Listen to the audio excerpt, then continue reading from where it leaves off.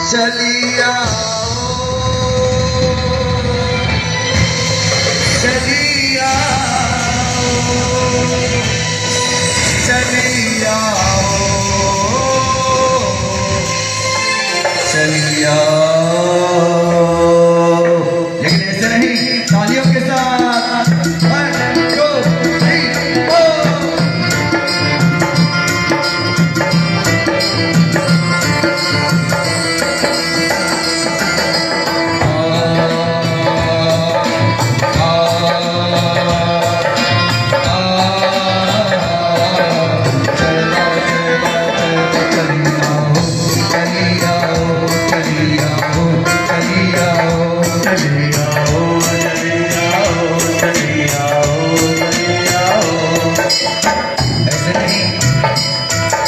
आज किसी इंसान को नहीं बुलाना है, किसको बुलाना है?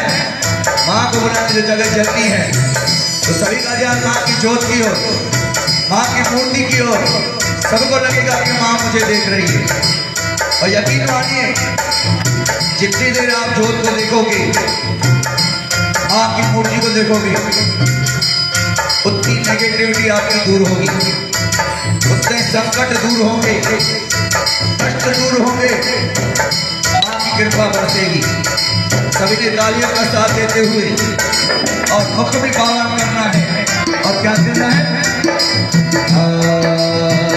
चली आओ, चली आओ, चली आओ, चली आओ, चली आओ, चली आओ, चली आओ, चली आओ।